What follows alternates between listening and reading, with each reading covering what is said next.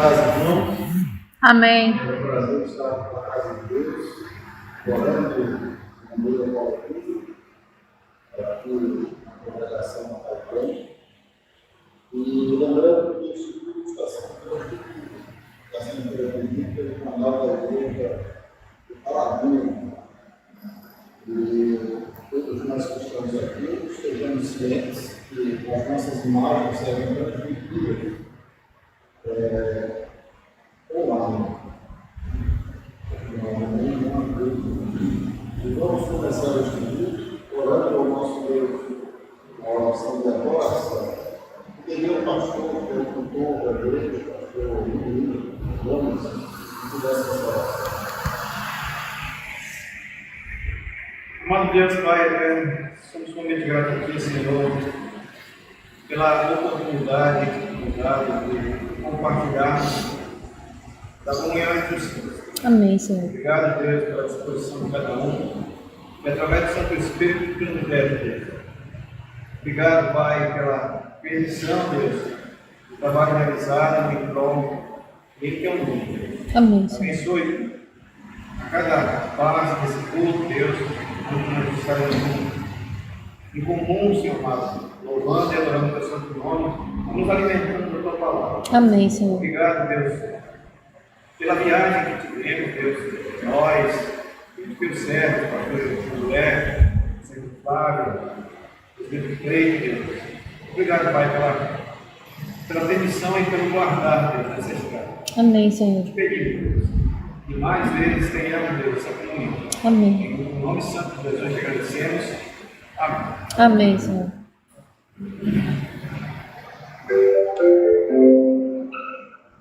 Vamos abrir as nossas Bíblias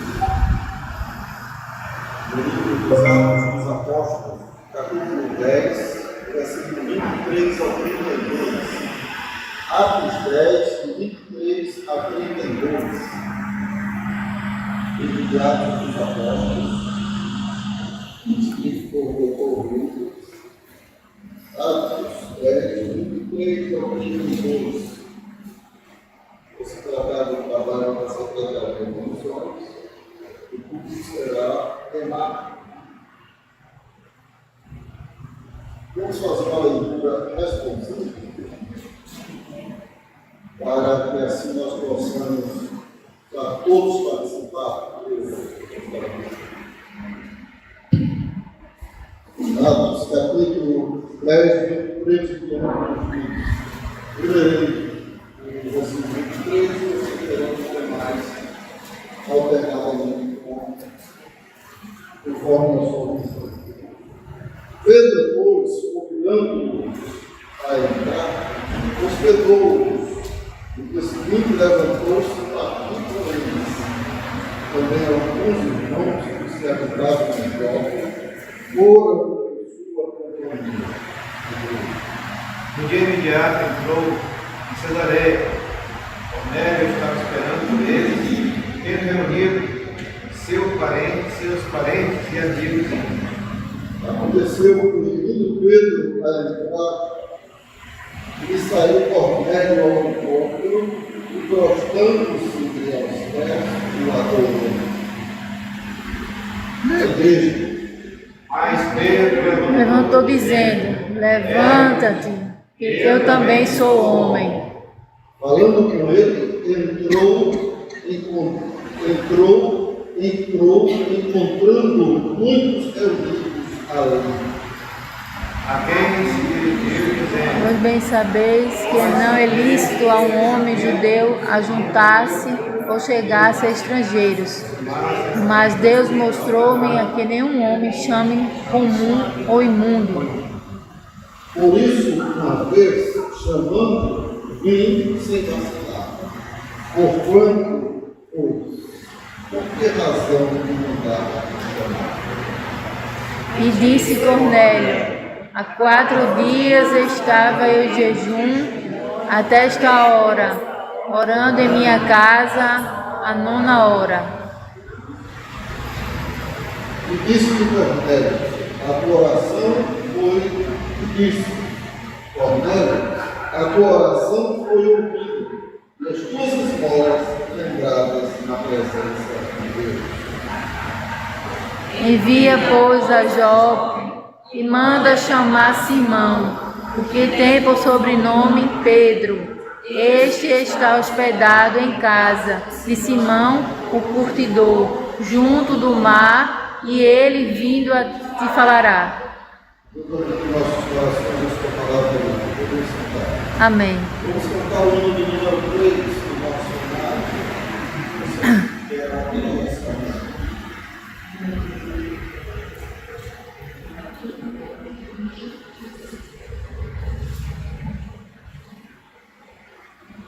Alguém quer tirar?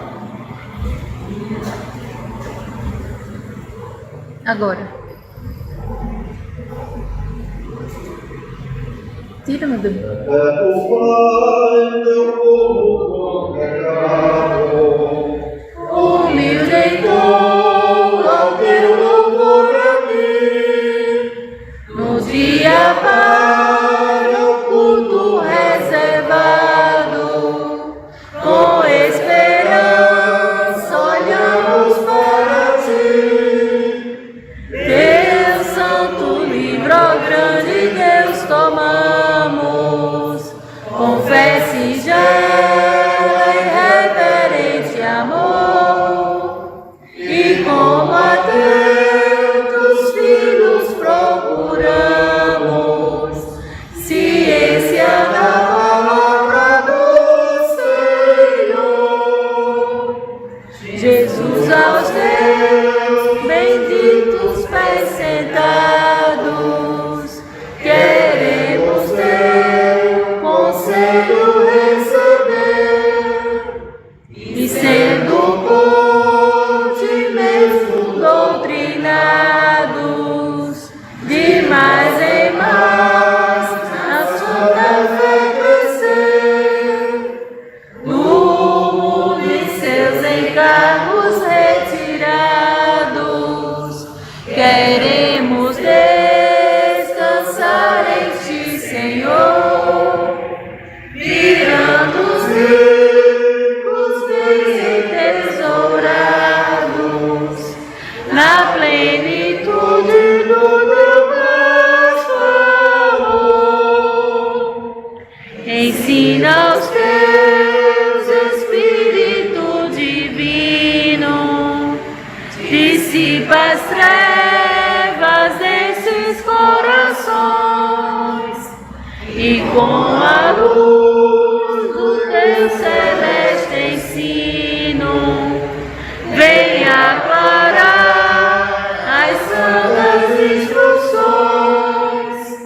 Aviva em nós as forças da memória, pois sempre mais queremos conhecer o Rei dos céus, o Cristo cuja glória eleva os santos anjos de prazer.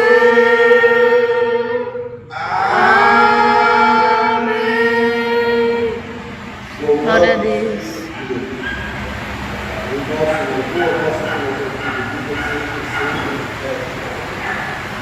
vamos fazer mais uma oração neste momento, uma oração de confissão, e ao presbítero Anderson, essa oração de confissão. Santo eterno Deus, Deus Pai, Deus Filho, Espírito Santo.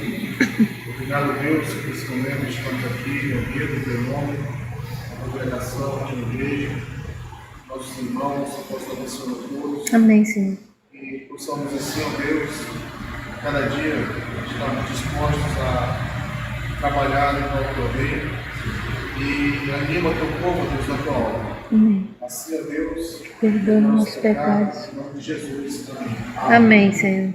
Vamos continuar louvando ao Senhor, agora com o hino 157, logo após a nossa irmã Marilene. 157 do nosso irmão.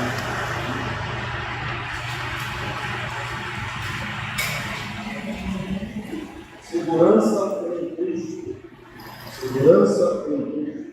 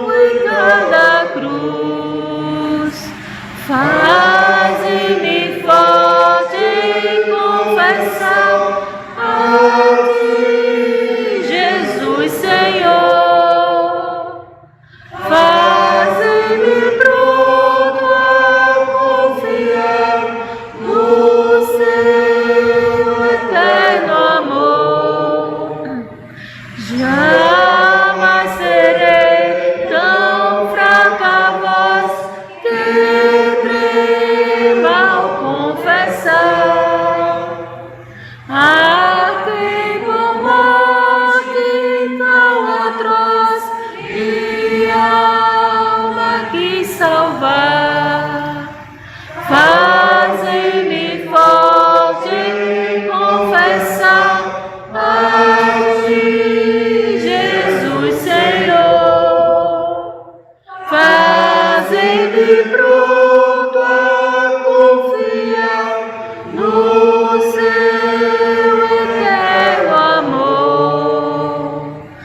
Sim, eu desejo aqui cantar tão grande Salvador. E quando lá no céu chegar, louvá-lo é melhor.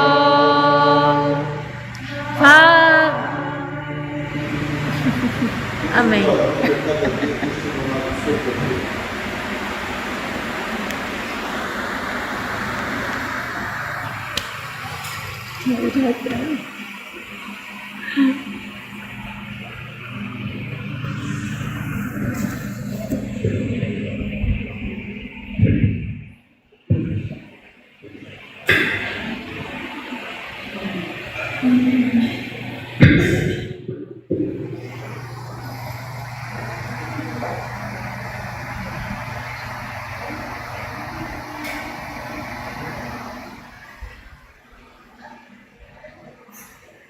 Então vamos louvar o nosso Deus, né?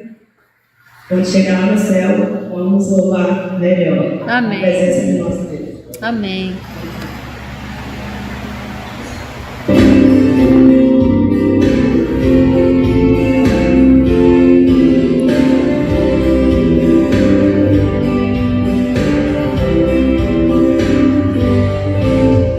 Deixou esplendor de sua glória, sabendo vestido aqui,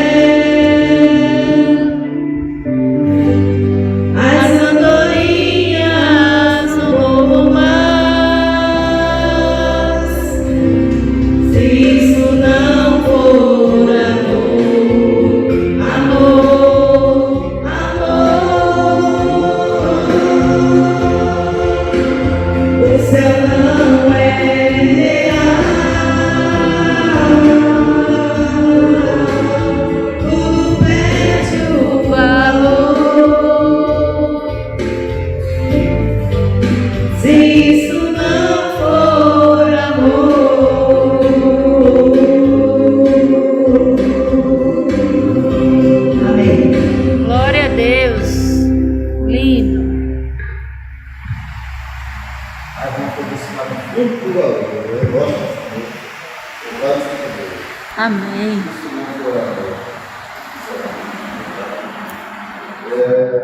Essa é uma programação da Secretaria de Missões, juntamente com a congregação de Ocaitânia.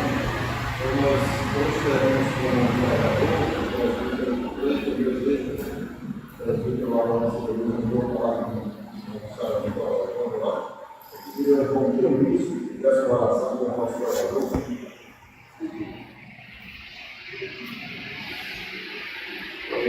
Deus inteiro, eterno Pai, nós te agradecemos, Senhor, por esse momento maravilhoso que estamos aqui para te louvar e te agradecer, Pai, pela bênção recebida. Querido Deus, que o Senhor abençoe esses irmãos que vieram aqui. Amém. E vamos retornar a Porto Velho, não aconteça nada de mal com eles. Amém, Senhor. Eu te agradeço, Senhor. E também te agradeço pelo dia e pela noite que se iniciou, Pai, por tudo, Pai. Eu te agradeço. Amém. Para sempre. Amém. Amém, Senhor Deus. Para as paz, irmãos. Amém.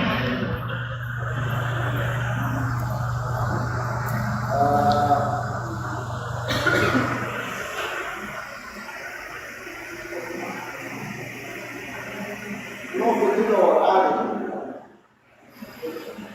tem uma semana aqui, muito claro, ele é um pouco, mas devido ao horário, nós vamos compensar.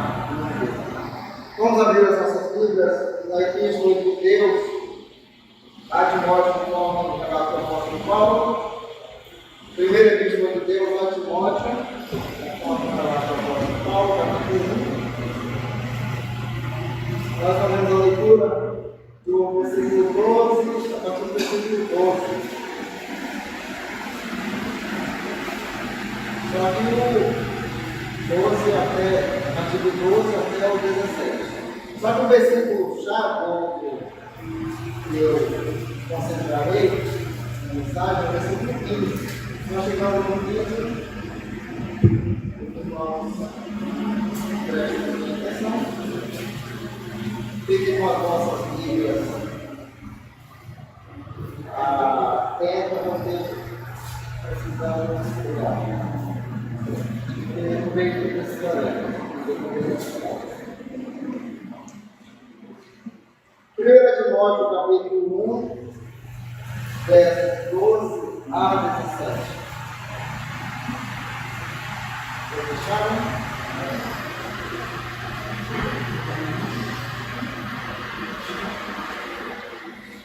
Eu vi que o nosso irmão, nossa leitura, 1 Timóteo 1, 12 a 17, com ênfase no verso 15.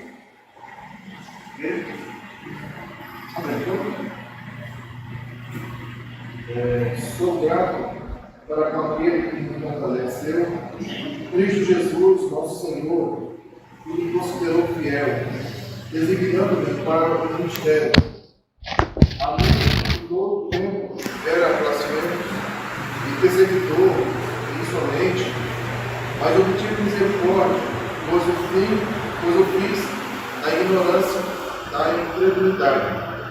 Transbordou, porém, a graça de nosso Senhor com a fé e o amor que há em Cristo Jesus. Fiel é a palavra e digna de toda aceitação, que Cristo Jesus veio ao mundo para salvar os pecadores, dos quais eu sou o principal. Mas, por esta mesma razão, me foi concedida a misericórdia, para que em mim, o principal, evidenciasse Jesus Cristo, a sua completa humanidade, e servisse eu de modelo à conclusão do creio nele para a vida eterna. Assim, ao Rei eterno, imortal, invisível, Deus único, honra e glória pelos séculos dos séculos. Amém. Amém. Senhor nosso Deus e Pai, nós te pedimos a tua grande graça. Grato a Deus pelo privilégio de poder ter feito essa sagrada primeira, que você é o nosso de Deus. E te pedimos que o Santo Espírito aplique a tua palavra nessa noite no nosso coração. Nós lançamos aqui e estaremos aqui, seja para o nosso conhecimento espiritual, para a nossa conversão do Senhor, para a salvação do igrejas. Em nome de Amém, Jesus, Senhor. oramos. Graças pelo pecado dos pecados. Amém. Irmãos, 1 Timóteo 1,15, fiel é a palavra e digna de toda aceitação. Que Cristo Jesus veio ao mundo para salvar os pecadores, dos quais eu sou principal. Porque Jesus veio. Título do sermão é Porque Jesus veio. Como eu falei, já é um sermão um pouco longo, mas nós vamos tentar condensar o que é aqui em um horário. Vamos lá. Neste versículo, nós podemos ver a razão primária pelas quais, eu esqueci que vocês não fecham as vossas vidas, que nós vamos fechar no versículo 20, palavra a palavra.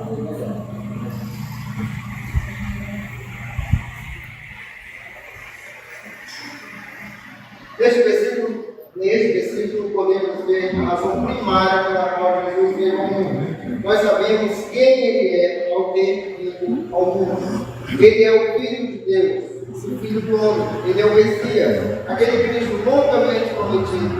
Ele é o pão da vida, a luz do mundo, a porta para as ovelhas, o grande pastor que entregou sua vida. Ele é a nossa ressurreição e vida. Ele é o caminho, a mensagem. Nós sabemos quem Ele é e quem veio a este mundo. São palavras do próprio Cristo. Ele disse, caminho, a verdade, o pão da vida, entre outras declarações dele no Evangelho de João. Ele é o Rei dos reis, o Senhor dos senhores. Mas quando Cristo veio? Ele veio para a plenitude dos tempos, há mais de 2.000 anos atrás. No ano em que César Augusto promulgou um decreto para que o censo fosse feito em todo o Império Romano, por volta do ano 5 do ano de Cristo. Mas como Cristo veio? Ele nasceu de uma virgem, o eterno Filho de Deus, o Deus vivo, tornando-se sem pecado. Ele é verdadeiramente Deus, verdadeiramente homem, Deus homem. Mas a pergunta que fica sobre a mesa é: por que Cristo veio? Você já parou para responder essa pergunta? Por que será que Cristo veio? Eu lhes falei a introdução, quando ele veio, como ele veio.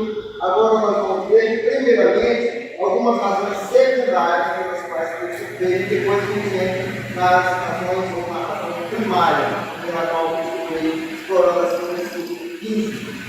De 1 Timóteo 15, palavra por palavra. Vamos primeiro para as razões secundárias, porque Cristo veio. Ele veio para revelar o Pai a nós. Eu ia pedir para mim, quem for mais rápido, por favor, Colossenses 1:15. Ele veio para revelar o Pai a nós, razão secundária pela qual Cristo veio. Primeiro, Colossenses 1:15. O qual é a imagem do Deus invisível, o primogênito de toda a criação. Se você quiser saber, se você quiser saber como Deus é, olhe para Cristo. Ele disse que ele é mim, meu Pai. Cristo veio para nos ensinar a viver. 1 João 2:6. 1 João 2:6. Cristo veio para nos ensinar a viver.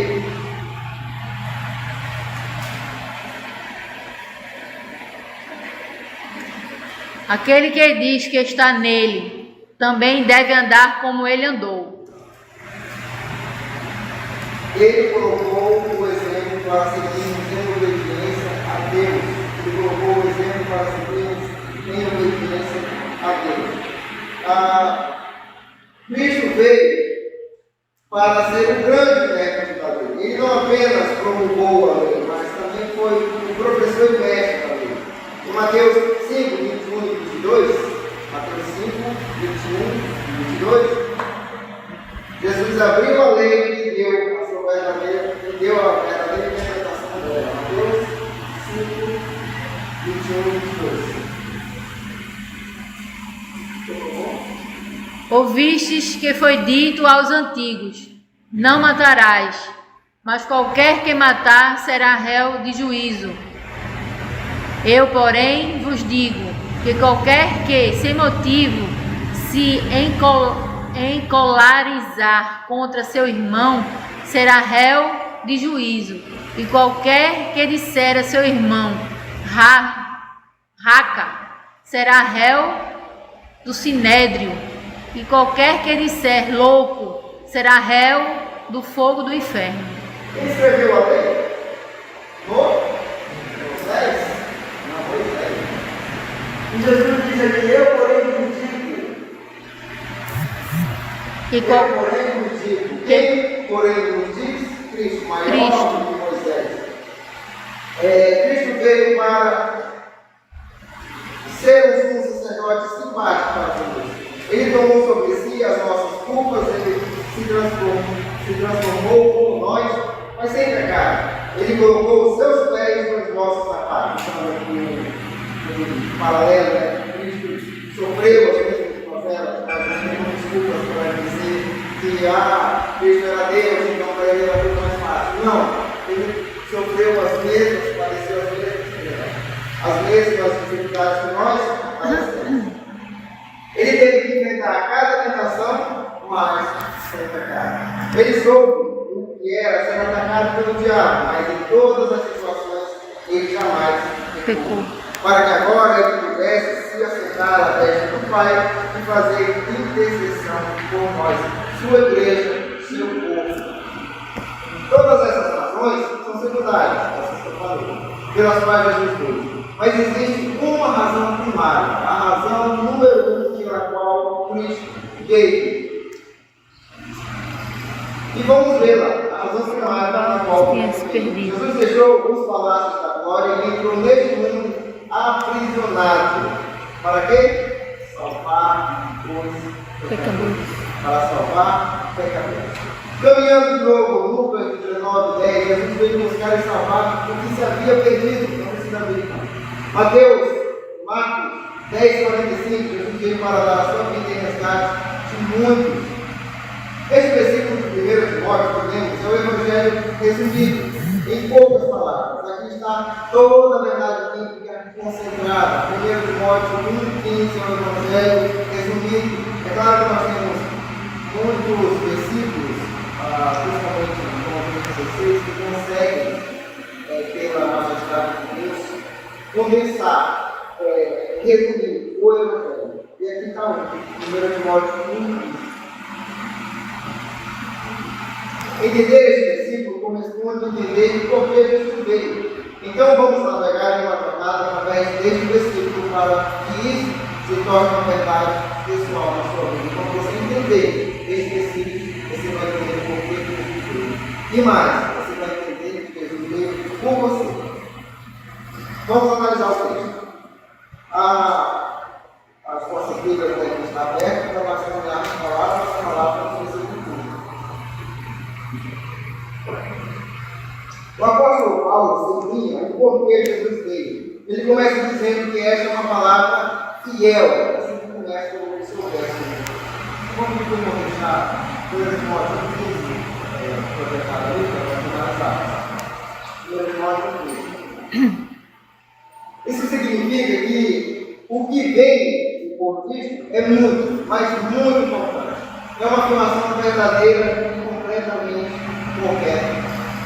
Notem bem, tudo que o apóstolo Paulo falou é muito importante, é de suma importância. Claro que ele não ia falar coisas que não devia ser importante, até porque consta no trono sagrado, no fechamento de 66 livros, ou 27, ou as 13 cartas do apóstolo Paulo. Mas algumas palavras ele elevava a um nível de importância maior, parecido com aquilo que Jesus dizia, verdade, verdade, ou seja, tudo que Jesus disse é verdade, mas algumas palavras, ele elevava a um nível de importância maior. É como se Jesus dissesse, preste atenção, porque eu vou dizer agora, é muito importante. E aí ele começa, essa palavra fiel, quando ele diz isso, ele está dizendo, eu vou dizer uma coisa aqui, é muito importante, prestem atenção.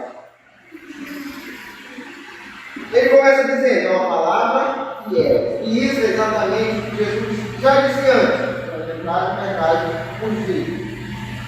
Essa afirmação de Paulo é de uma importância monumental, e o que se segue aqui, quando ele diz fiel, essa palavra, ou uma tradução aqui, essa é uma palavra fiel, essa afirmação era muito usada na igreja do primeiro século, como um credo apostólico. Era o coração e a alma do cristianismo bíblico. Entender essa afirmação é entender o cristianismo. Esta é a essência do que é feito no discípulo de Jesus. Paulo vai adiante e diz: é digna de toda a atenção, a questão de trocar aceitação, atenção. Digna de toda aceitação. Isso quer dizer que deve ser recebida de todo o coração. Não pode haver um compromisso medíocre com isso. Tem que ser por completo. Claro que Paulo chama a atenção aqui, mas essa aceitação da palavra de Deus tem que ser de toda ela, de Gênesis ao Apocalipse. Se há um ponto da palavra de Deus que você discorda de toda a palavra.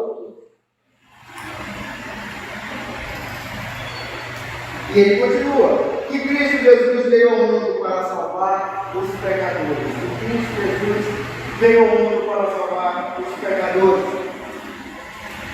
Agora temos, o que temos aqui é uma forma reduzida do Evangelho de Jesus Cristo. Este aqui é o João 3,16, tudo aquilo que Paulo escreveu. É como se aqui estivesse consoante, resumidamente, o Evangelho em 1 Timóteo 15, tal qual como em 1 João 3,16. O mesmo Evangelho, o Evangelho de Jesus Cristo. Nós estamos falando que o Evangelho é o mesmo, mas resumido em duas formas diferentes, no mesmo conteúdo.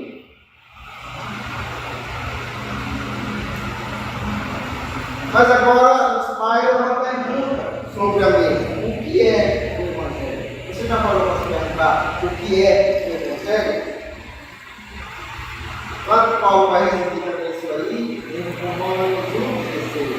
O Evangelho é o poder de Deus para a salvação de toda a criatura.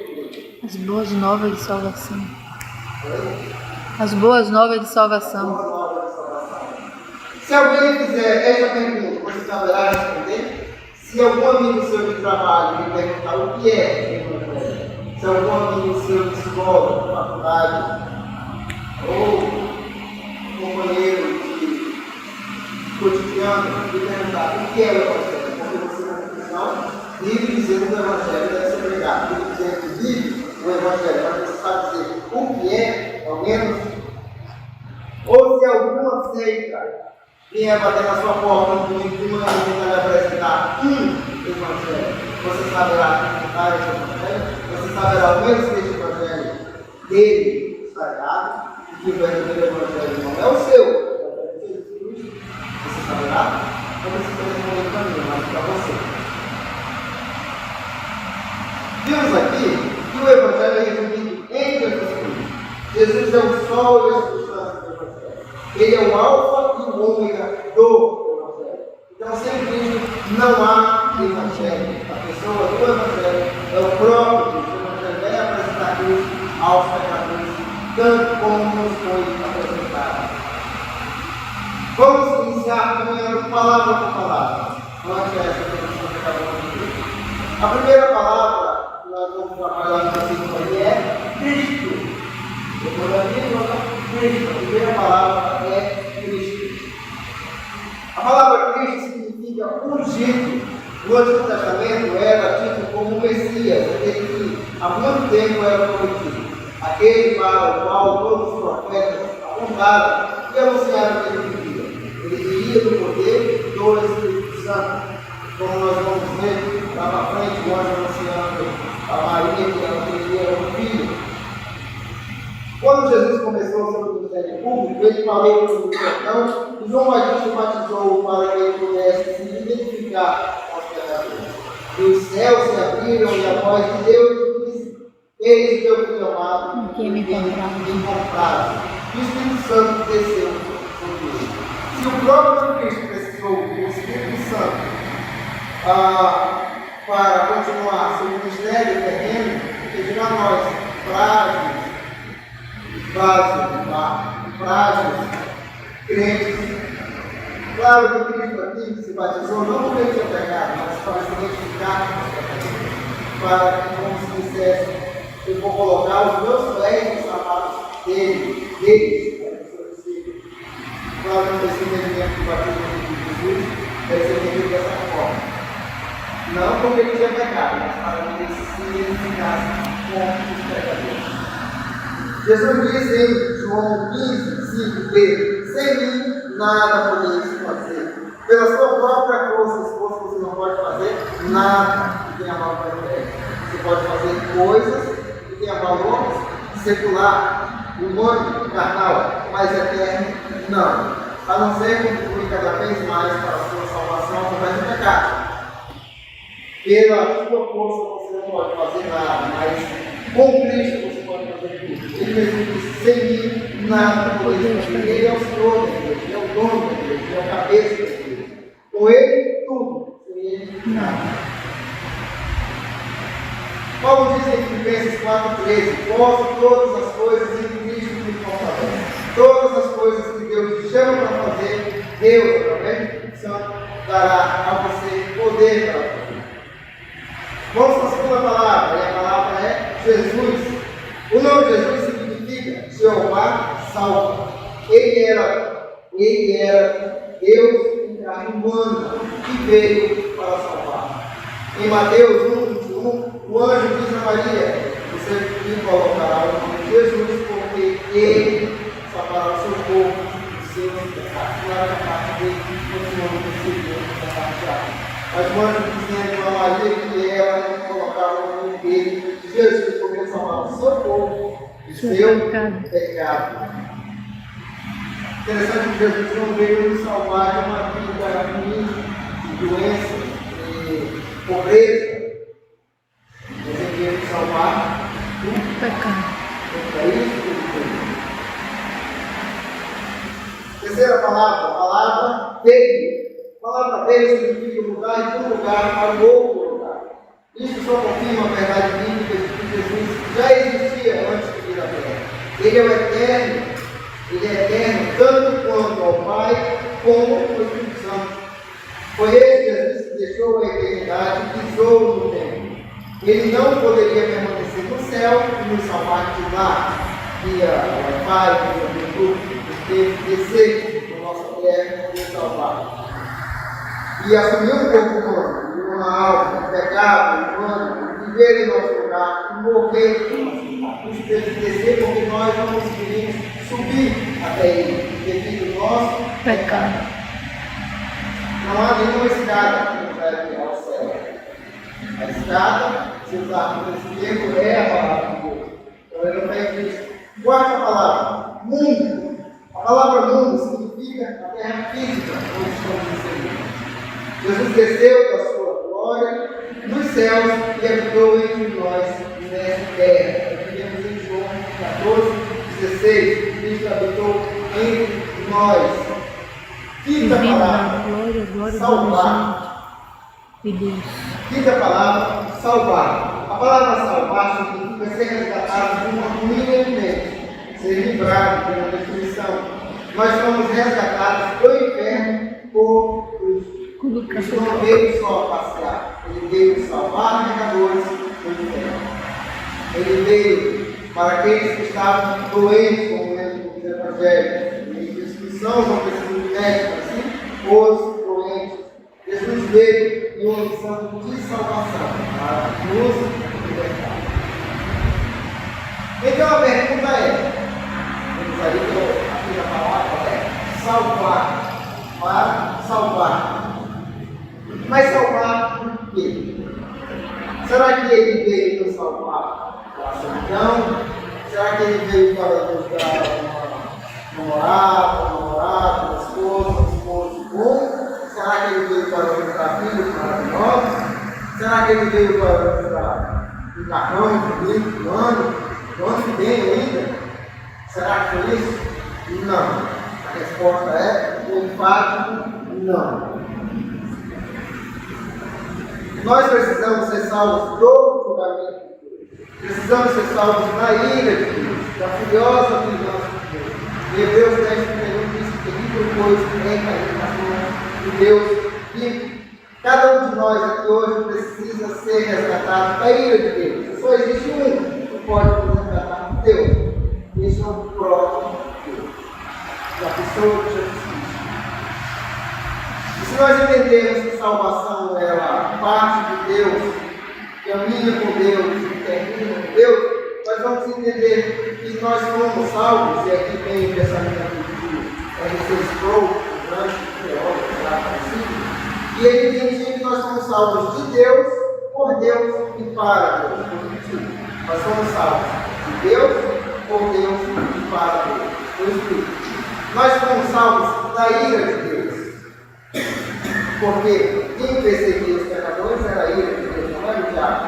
Essa é a justiça de Deus, quando a pessoa ira e pune cada pecador de acordo com o seu pecado. Que dá ao pecador o salário do seu pecado, que é a morte. Então nós somos salvos da ira de Deus. E nós somos salvos por Deus.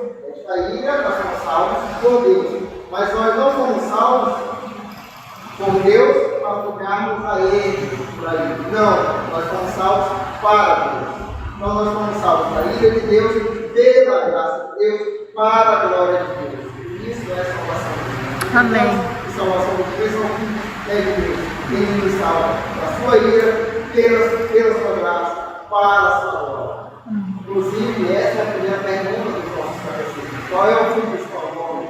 Glorificar Deus e a graça dele para sempre. Entenderam? Como salvos da ira de Deus, pela graça de Deus, Para a glória de Deus. para a glória de Deus. Ou seja, nós não fomos salvos para ficarmos graças, assim, para glorificar o nosso Deus com as nossas obras, com os nossos pensamentos, ações e palavras. A salvação é toda centrada em Deus. Deus é infinitamente santo e apenas um pecado cometido contra Ele traz a sentença de morte. Contra nós cometemos pecado. Mas na realidade nós não temos um pecado, nós temos muitos pecados. Milhares, milhões de pecados. E como é que um pecador se assenta à mesa do juiz para se defender de milhões ou bilhões de pecados? É uma causa indefensável. Mas o que nós não podemos fazer, Cristo faz, como nosso advogado do Pai. E como a sua morte vingável derramada sobre nós, a sua justiça imputada sobre nós. Quando Deus olha para nós, não tem mais o nosso pecado, mas a justiça de Cristo em nós. Amém. Deus deve punir cada um dos pecados cometidos em toda a história da raça. Nenhum pecado, desde Adão, passará sem punição. Passará pelo peso completo de Deus. Entenda isso, que nenhum pecado passará sem punição de Deus. Porque senão a palavra de Deus é mentirosa. E ela diz que ele punir pecados. Agora, como é que Deus vai punir o pecado? De frente do aqui é que está as boas novas de salvação. Cada pecado, e aqui é uma nota do pastor Silvio, ele diz que cada pecado será punido, seja no inferno sobre o descrente, ou em Cristo sobre a cruz, no caso dos crentes. Então, o seu pecado, você não vai pagar, porque você não consegue pagar a favor que você precisa pagar. Cristo pagou. Cristo já pagou. Cristo já pagou o seu pecado e todos os eleitos que ainda virão avisar neste mundo, todos aqueles que já vieram na plenitude de Deus, até os pecados de Abraão, até os pecados de Abraão, crucificados na cruz, porque Abraão não foi crucificado pela salvação, é pela fé. Quanto mais nós entendemos como Deus é santo e quanto nós somos pecadores, mais perceberemos quão graciosa é a salvação. Entenda bem, se você apenas entender que Deus te salvou, Deus te salvou, não tem muita ênfase nisso, não tem muita graça nisso.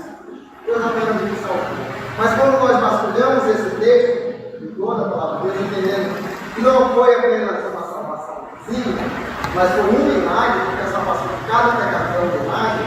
diante de um coração corrompido, que era o nosso antes da conversão, e que Ele nos transformou através da regeneração, obra do Espírito Santo, nós entendemos que a salvação de Deus não é um milagre, e que Ele salvou pessoas muito como nós, para sermos pessoas boas em Cristo, porque agora não é nossa. Eu ouvi uma comparação, pastor, e ele disse que assim, pastor Leonardo e ele dizia assim, que Deus pegou, ele disse que Deus pegou um time ruim, que somos nós, perna de pau, para jogar futebol. Não sabia nada de futebol. Só que esse time ganhou o jogo, para que agora quem técnico. Olha só que coisa interessante para pensar. Deus pegou um bando de povo ruim como nós, para mostrar que agora não está em nós, mas em Deus. Porque Ele conduz do começo ao fim. Do começo, percurso ao fim. Começo conversando com eleição, com a situação do mundo, ou já na aplicação na vida do pecador, começando com a regeneração, partindo para a santificação, que é a vida do pecador, do começo da sua conversão até a glorificação, que é o último suspiro do pecador deste mundo. Deus conduz essa salvação através do seu Espírito. Então nós devemos entender que a salvação não é apenas salvação. Devemos falar de boca cheia. É salvação em Cristo Jesus. Isto é para que Jesus veio. Ele veio para salvar. Jesus não veio, inclusive, o povo do tempo de Jesus, os seus ali, não creram que ele veio, porque eles esperavam um Cristo político, um Cristo que resolveria todos os problemas de perseguição, de fome, de sede, todos os problemas. Cristo não veio para isso. Ele veio para salvar os pecadores dos seus pecados. Seja a última palavra do nosso caminhado. Pecadores, falar, a última palavra. Pecadores. Nós caminhamos pela palavra. Cristo Jesus veio ao mundo salvar pecadores. Jesus veio para salvar pecadores. Ele não veio para pessoas boas. Ele veio para pessoas más. Ele veio para doentes. Pois os sãos não precisam de médico, mas sim os doentes. Disse Jesus, Marcos 2,17. Ele morreu numa cruz apenas por pessoas injustas. Ele não morreu numa cruz por pessoas boas. E até esse livro que eu diz que, em outras palavras, claro, é fácil dar a vida pelos amigos, mas misturando pelos inimigos. Não me lembro do versículo que eu li lá no Gonçalo. Mas imagine você dar a vida pelos inimigos, porque era isso que nós éramos para Deus. Inimigos de Deus. Mas Deus é tão misericordioso que providenciou um meio para que nós fôssemos salvos. E esse meio dependeu totalmente dele, aplicando essa salvação a nós. Ele veio para pessoas más, ele veio para os doentes, aqueles que não podiam salvar-se a si mesmos. Ele veio para aqueles que mereciam a punição eterna no inferno. Ele veio para aqueles que quebraram a lei. Veja bem, ninguém no inferno vai poder dizer para Deus que Deus foi justo, porque lá está sendo pago aquele salário que era devido ao pecador. A Bíblia diz que o salário do pecado é a morte. O inferno está cheio de pecadores, infelizmente, pecadores que não se arrependeram. E claro que o diabo com seus anjos, não administrando o inferno, mas sofrendo com esses pecadores, porque Cristo estará castigando. Deus derramará toda a sua ira, e agora sem mistura, porque neste mundo já tem graça, mas Deus derramará toda a sua ira no inferno. Então Cristo veio para pessoas. Lembram dos dois ladrões na cruz de Cristo? Qual deles era bom? obrigado, mano da igreja, todos eram Pecadores. e por estarem sendo crucificados com Jesus, eles não eram só bons, eles eram mais do que bons, porque a crucificação, apenas de morte pouco, crucificação muito tempo, aconteceu muito. Isso foi comparado com as pessoas, porque as suas acusações eram basicamente heresia, blasfêmia contra Deus e perseguição contra César, ou seja, contra aquela religião que eles criaram, contra Moisés, e também contra o Estado. Jesus não se culpou ao mundo inteiro, assim como nós também não devemos nos culpar, como o apóstolo Paulo disse, nós não somos mas Renovados pelo poder da vossa mente. ninguém jamais será salvo, a menos que confesse a Deus o quanto pecador é. Os irmãos, a base da salvação é a confissão. A partir do momento que o Espírito Santo quebranta os nossos corações, e aí o ato se chama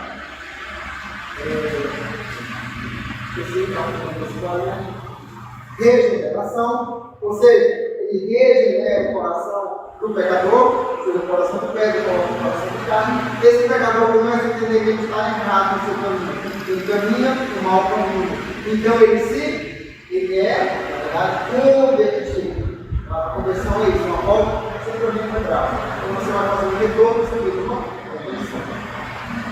E esse pecador agora, convertido, ele vai entender que ele fazia não agradar a Deus. Ele vai trabalhar, vai adorar para agradar a Deus. Então ele entende que ele foi salvo de Deus, por Deus, pela graça de Deus, para a glória de Deus. Então esse cristão não vai ficar apenas sentado e não vai viver a mesma vida também. O Evangelho transforma. O Evangelho não transforma, não é? Evangelho. É o poder. O poder original do grego, é dínamo, pode ser o na nossa palavra portuguesa, dinamite, essas coisas, pedras. Então, o poder de Deus, o Evangelho é o poder de Deus na transformação.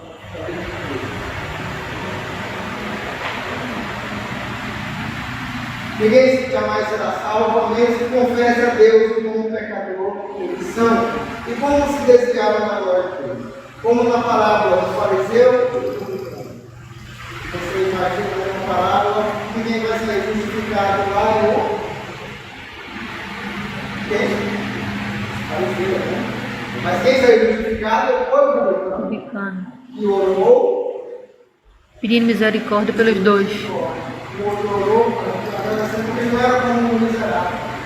Então, salvo Paulo, não comia, não cristianismo. Todos nós um dia seremos julgados, seja durante a nossa vida terrena, e você se lançará debaixo da misericórdia de Deus, ou você será julgado no grande dia que Jesus irá buscar a sua igreja e lhe disser: apartai-vos de mim, que eu não vos conheci, capítulo 5, agora 6. Então todos nós seremos julgados. Os crentes são humilhados nesta terra, mas na presença de Deus. Inclusive é uma bem-aventurança bem-aventurada os humilhados, pois eles serão exaltados. O melhor é nos humilharmos agora nessa vida, dobrar os nossos joelhos diante do Senhor Jesus Cristo e entregar a nossa vida, submeter a nossa vida debaixo do Senhorio do Senhor Jesus. Se você fizer isso com uma fé humilde e salvadora, a graça de Deus te levará às alturas do céu. E você se tornará o herdeiro de Cristo. Você estará sentado com Cristo nos lugares celestiais. E todas as graças que existem na graça e glória serão transferidas para você, porque você se humilhou e creu no Senhor Jesus. Foi para isso que ele veio. Cristo veio para nos, através dos ensinos dos apóstolos, voltar a Ele. Cristo veio para nos salvar. Mas nós temos no final do versículo ainda.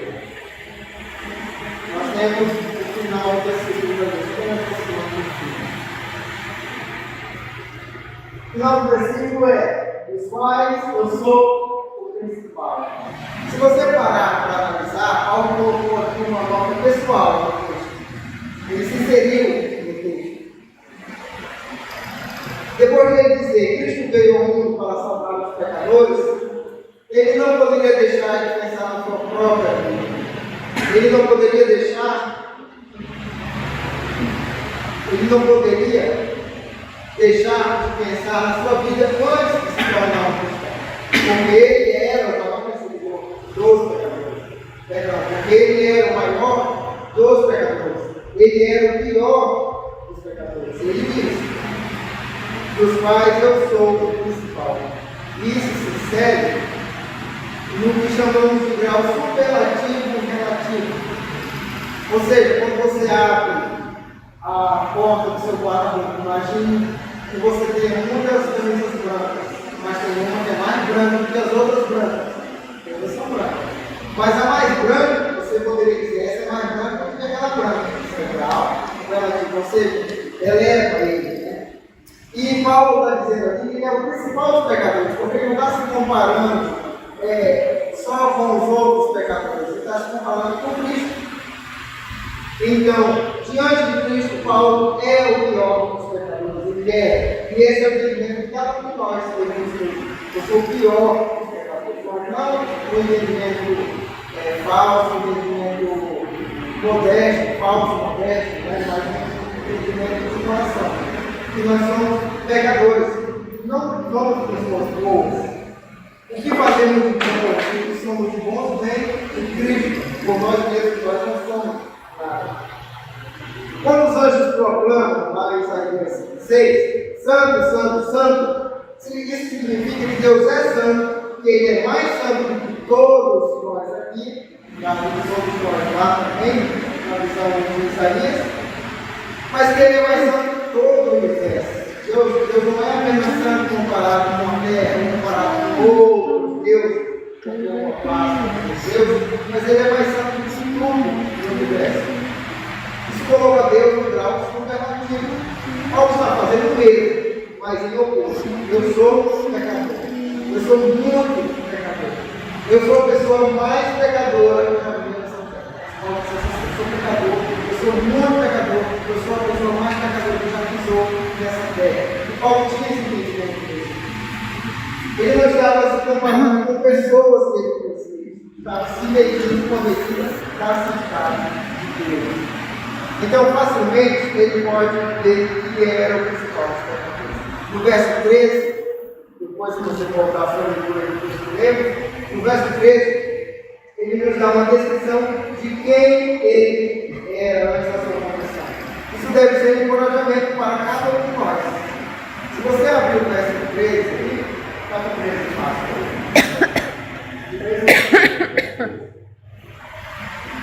A mim que antes fui blasfemo, perseguidor, injurioso, mas eu consegui misericórdia por antes. Eu creio que você não foi tudo isso até se converter. Ou era muito tudo. Mas por que eu digo isso? Porque isso deve ser um encorajamento para nós. Se Deus pode salvar o maior dos pecadores, Ele não pode nos salvar? Quantas pessoas você já matou por conta do Evangelho? Quantas? Quantas? Não vi. Matou. A resposta era nenhuma. Matou? Isso, matou. Nenhuma. Nenhuma, né? Paulo matou várias. Quantos cristãos você já perseguiu por conta do Evangelho? Quantas vezes você entrou em alguma igreja, outras vezes nos nossos dias, em alguma sinagoga, outras vezes nos nossos dias em alguma igreja, e forçou alguém a pegar a sua coisa, se não forçasse, era preso, era chicoteado, e morria. Quantas vezes você fez isso? Então Paulo era assim mais pecador do que nós. Claro que nós não somos santos, porque Paulo era mais pecador. Mas se Deus pôde salvar Paulo, salvou de Tarso, Ele pode salvar você. Amém. E isso era o entendimento de Spurgeon, que dizia: se Deus pôde colocar o elefante na arca, Ele pode colocar um menino na arca. Porque a ideia é que o maior se o menor. Se coube esse campo dentro dessa igreja, com certeza cabe uma cadeira. Então, se Deus salvou Saulo de Tarso e outros pecadores, porque aquele mesmo Cristo, ele pode me salvar, ele pode me salvar. Porque isso não é possível. Amém. Para Deus, nada é possível. Tudo é possível. Jesus salvou Paulo no caminho para Damasco, quando ele estava indo fazer o quê? Verdade.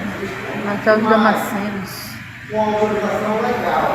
Diz o texto que ele tinha tido, foi atrás, ele teve carta, autorização, 2 sumos sacerdotes, entendamos como juiz para perseguir cristãos.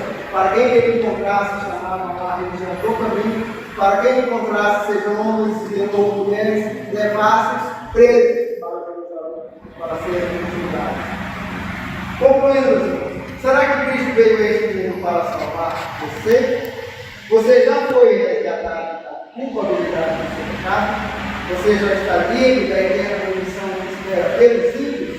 Será que esta é uma palavra fiel para você? Esta é a sua única esperança, este é o seu único resgate pelo caminho. Jesus disse: eu sou o caminho, a verdade e a vida. Ele não colocou aí, ele disse mais: ninguém vem ao Pai, senão Por mim. Este versículo deve ser o versículo da nossa vida.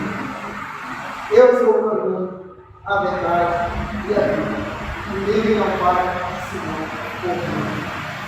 Não existe outro meio para alcançar a salvação. Não existe outro meio para colocar nossa fé, senão em Cristo Jesus. Não há nenhum de santos, não há nenhum de santos, não há ninguém, nenhum Deus, outro Deus, senão o Deus vivo e aberto, nosso Deus, através da pessoa de Cristo, através da aplicação da salvação. Deus abençoe. Amém. Que Deus nos abençoe. Eu gostaria de terminar com o versículo 15, que é essa palavra de toda a situação que Cristo veio ao mundo para salvar os pecadores, os quais eu sou o principal. Vamos orar? Senhor, eis aqui a tua palavra explicada. Aplique aos corações, ó Deus, o que acabamos de ler, principalmente ao meu que carece da tua graça. Principalmente ao meu, ó Deus, que carece de entender que sou uma pessoa muito ruim, que sou um miserável pecador, que sou o maior dos pecadores, comparado com a tua misericórdia, com a tua graça, e comparado com a tua santidade. Ó Deus, que nós entendamos que o Senhor veio para salvar pessoas. Que na apresentação do Evangelho nós apresentemos o Senhor como Salvador, como pecadores. Amém. E apresentemos o Senhor como alguém que está de coração aberto a esse mundo. Ó Deus, obrigado porque o Evangelho da salvação chegou até nós. Obrigado porque aprove ao Senhor fazer este plano de salvação. Você conhece cada coração nessa noite, você conhece aqueles corações que precisam de conversão. E aplica, Senhor, essa palavra nesses corações.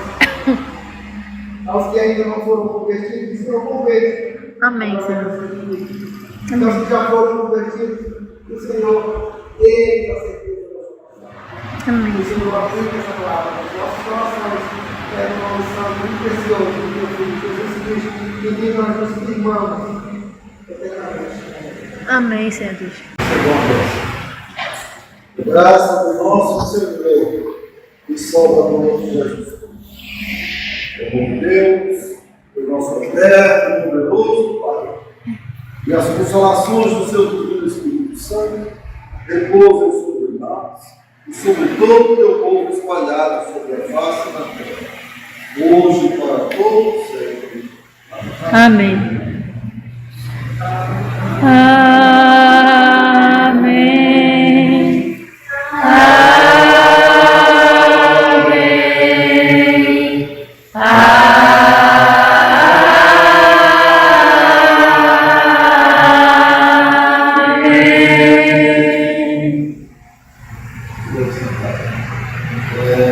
Amanhã eu trabalho na pesaria, né?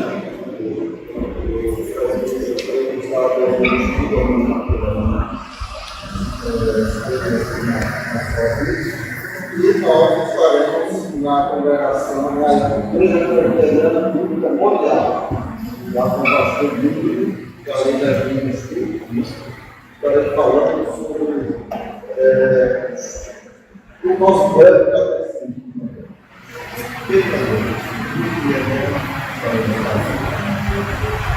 E à noite, depois eu tenho que chorar da mediação. Então, aqueles que quiserem participar, procurem o perfil da empresa para se colocar no dia, para se ver de forma oportuna. E eu quero que Deus estarei pregando. Se eu pregar, eu prego no frente e vai. E o pastor não vai pregar bem. Né? Assim? Acredito que sim. Vamos estar encerrando esse culto, na glória de Deus, após a oração silenciosa, e amanhã continuamos a chorar. Obrigado e até a próxima. Você chegou para o lado Amém.